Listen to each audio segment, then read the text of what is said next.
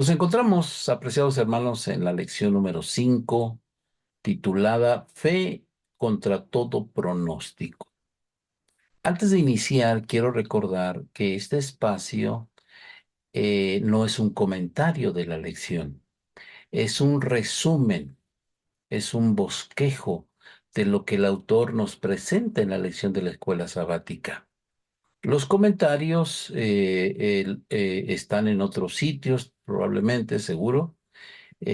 Nosotros hacemos dos comentarios últimamente muy cortos, algunos de ellos les he llamado didácticos, pero este es un repaso neto, exclusivo de lo que la lección presenta para el estudio de esta semana. Esta semana, la lección número 5 nos presenta desafíos enormes que hoy como cristianos a ti y a mí nos corresponde tomarlos y sacarlos adelante. Uno de esos, dice el autor de la lección, es que la lucha que iniciaron los reformadores, nosotros debemos de retomarla justamente en donde ellos la dejaron. Eh, es interesante presentar la lección que la gente hoy viva o sobreviva solamente y la gran mayoría de la gente sin propósito alguno. Y el autor de la lección, con el versículo de memoria, trata de llevarnos más allá de entender un texto bonito, con unas palabras, pues que llenan, que llaman, que satisfacen, pero que eh, necesitan ser parte de la vida de nosotros. En mi corazón he guardado tus dichos para no pecar contra ti. El propósito de la vida de nosotros tiene real sentido y significado cuando hacemos de este pasaje y lo que ello implica parte esencial de nuestra vida. Hemos dividido, como siempre, nuestra lección en tres partes. El primero lo hemos titulado la sola escritura, en concepto tomado de los reformadores y todo lo que hicieron para hacer y para poner la Biblia en el debido lugar en la vida de todos los creyentes. Por eso para ellos, para los reformadores, la Biblia era el fundamento de su fe y la esencia de su enseñanza. Esta primera parte es sumamente importante y quiero señalarla así por lo que implica para nosotros los adventistas del séptimo día una lección como esta, ¿no? Eh, los reformadores, al estudiar la Biblia con profundidad, entendieron que la inspiración de la Biblia no provenía de ninguna otra fuente más que directamente de Dios. Es decir, eh, no es un libro más, no era un libro más, era justo Dios hablando al ser humano a través de los profetas, a través de los escritores, y cada palabra de ella fue inspirada por el Espíritu Santo para permanecer allí para ellos y para nosotros hoy en día. Y aquí quiero resaltar una frase de la lección de Elena White, de ahí del libro del Ministerio de Curación, página 85, donde dice: ninguna otra cosa puede impartir el valor y la fe que dan energía vital a todo el ser. Y subrayo, ninguna otra cosa. Es decir, en la palabra de Dios, queridos hermanos, encontramos la fuente para la productividad de la vida de cada uno de nosotros.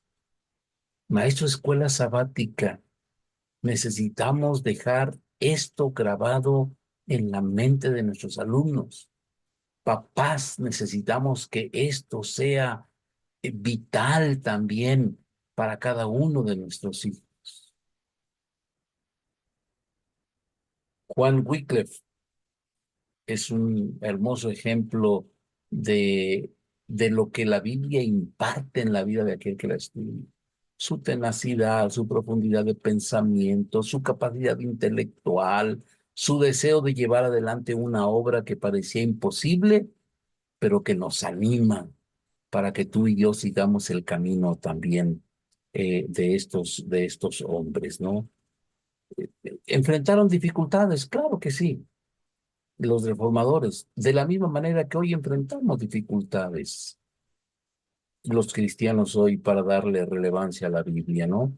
Y por supuesto, fue la fe, fue la fe la que eh, mantuvo a los reformadores fieles a la palabra de Dios. Ese elemento divino de la fe necesita desarrollarse con más énfasis en la vida de cada uno de nosotros. Otro de los personajes que mencionó el autor de la lección fue William Tyndale, o Tyndale, como usted quiera pronunciarlo, no hay problema en ello, ¿no? Ese deseo ferviente de traducir la Biblia y mejorarla, la Biblia para bien del pueblo, esas son las cosas que dan sentido a la Biblia, de lo cual la lección nos llama hoy a tomar parte también. Y este último personaje, Tyndale, que tradujo la Biblia que hoy conocemos, la King James, es una de las Biblias más impresas y más traducidas a idiomas que ninguna otra. Así de que, ¿quieres encontrarle sentido a la vida? Ve a la palabra de Dios y haz de ella la única fuente de guía y de conducción para tu vida. Punto número 2, el intérprete divino. Hay tres pasajes claves en esta parte, hermanos.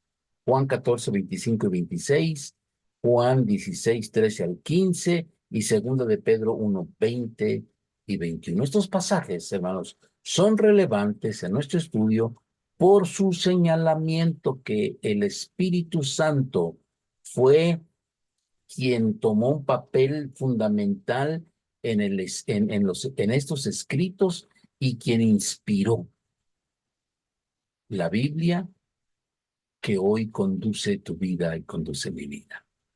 Eh, este es un asunto muy importante, hermanos, porque no tiene, aunque contiene el elemento humano, que es el transmisor de este mensaje, pero atrás de él, junto con él, al lado de él y delante de él, hermanos, es el Espíritu Santo el que hizo el trabajo para que este libro nos llegara tal y como lo tenemos hoy en día. Lo marca el autor de la lección porque dice él, es asombroso que hoy muchos cristianos minimizan el elemento sobrenatural de la Biblia. Y es cierto, porque este mundo en el que vivimos está aparentemente, y lo digo con toda honestidad, está aparentemente guiado por la ciencia. Cuidado con ese concepto. El estudio profundo y reverente de la Biblia fue lo que Lutero estableció como pauta fundamental en el desarrollo de su vida y en la predicación también que le tocó en su tiempo. Y Juan Knox, no podemos dejarlo a un lado también, ¿no? Y su claro señalamiento en su encuentro con la reina y en el estudio y en el trabajo de la Biblia de señalar que el Espíritu Santo fue quien inspiró este libro sagrado. Querido hermano, no se te olvide eso. Cuando leas la Biblia, eh, si quieres encontrarle lo que tú quieres o le quieres interpretar lo que a ti te parece, ten cuidado. Esa es palabra de Dios, inspirada por Dios, guiada por Dios, dicha por Dios. No podemos hoy minimizar ese asunto sobrenatural de la Biblia. Es vital que tú y yo lo tengamos bien claro en nuestra vida. Por eso, el intérprete de la Biblia es la misma Biblia. Y en la Biblia encontramos la guía y la conducción del Espíritu Santo para para ello y para la vida de nosotros. Y el tercer punto tiene que ver con la fe y las obras, hermanos. Para los reformadores, Cristo, la fe y la gracia eran los fundamentos de la salvación. Igual para nosotros, tú y yo no tenemos ninguna otra fuente de salvación, ¿no? La Biblia es clara al señalar que no podemos ganarnos la salvación de ninguna manera. Romanos 6:23. La vida eterna es por gracia de Dios, hermanos. Y entonces la fe y la gracia se combinan justamente para colocarnos en el camino donde Dios nos puede salvar. Efesios 2, 8 y 9 es nuestro fundamento para afirmar que solamente la gracia de Cristo nos salva, hermanos. Lutero descubrió eso, lo predicó y señaló que la muerte de Cristo en la cruz del Calvario era suficiente para toda la humanidad. John Wesley también descubrió en su estudio de las Escrituras que la gracia de Dios no cambia, sigue siendo la misma. Y esa gracia es a la que tú y yo tenemos acceso hoy en día para poder alcanzar la salvación.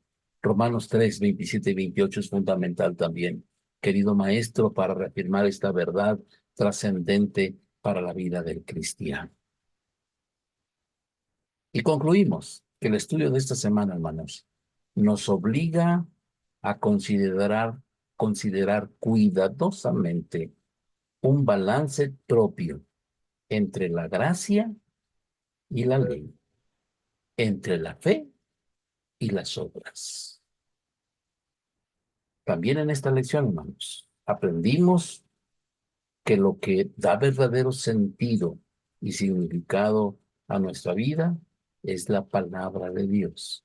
Y les recuerdo esa frase de Elena White, donde dice ella que ninguna otra cosa puede impartir valor, significado, empuje a nuestra vida.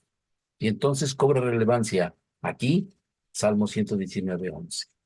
En mi corazón he guardado tus dichos para esa preposición que nos lleva a la parte activa de ese deseo para no pecar contra ti.